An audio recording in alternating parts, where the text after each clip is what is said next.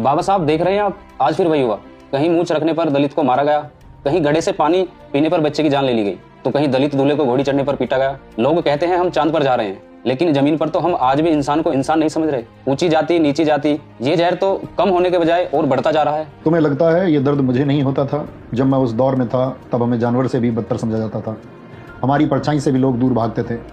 मुझे लगा था कि अगर मैं कानून बना दूंगा, सबको एक बराबर खड़ा कर दूंगा, तो शायद लोगों की मानसिकता बदल जाएगी। लेकिन आज देख रहा हूँ कि मैंने कागज पर तो छुआछूत मिटा दिया, लेकिन लोगों के दिमाग से जाति का कचरा अभी तक नहीं निकला है। पर बाबा साहब, लोग तो ये भी कहते हैं कि ये सब आपने सिर्फ अपनी जाति के लिए किया। उन्हें ये समझ ही नहीं आता कि आपने कितनी मुश्किलों से ये सब तैयार किया। उन्हें क्या पता संघर्ष और ज्ञान क्या होता है बेटे। लोगों को लगता है कि मैंने सिर्फ आरक्षण की बात की।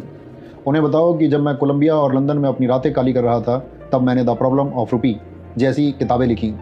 ये वही रिसर्च थी जिसकी नींव पर आज तुम्हारे देश का रिजर्व बैंक ऑफ इंडिया अर्थात आरबीआई खड़ा है। सिर्फ यही नहीं, आज तुम्हारे खेतों में जो पानी आता है, जो दामोदर घाटी और हीराकुंड जैसे बांध बने हैं, उनकी नीतियां मैंने ही बनाई थी। मैंने 18 घंटे जाकर पढ़ाई की, अपनी आंखों की रोशनी गवाई, ताकि मैं भारत को दुनिया के सबसे बेहतरीन देशों की कतार में खड़ा कर सकूं। मेरा काम किसी एक जाति के लिए नहीं, पूरे भारत के निर्माण के लिए था। तुम्हारे लिए आराम करने की परिभाषा होगी 1 घंटे रील्स स्क्रॉल कर लूँ, कुछ घंटे चैटिंग कर लूँ। जानते हो मेरे लिए आराम का मतलब क्या था?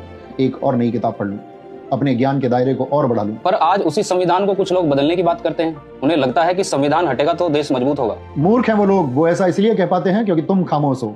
संविधान कोई कागज का टुकड़ा नहीं है। संविधान वो लक्ष्मण रेखा है जो तानाशाही को तुम्हारे घर में घुसने से रोकती है। जाकर उन अंधभक्तों और विरोधियों से कहो कि यह संविधान सिर्फ दलित या पिछड़ों की ढाल नहीं है।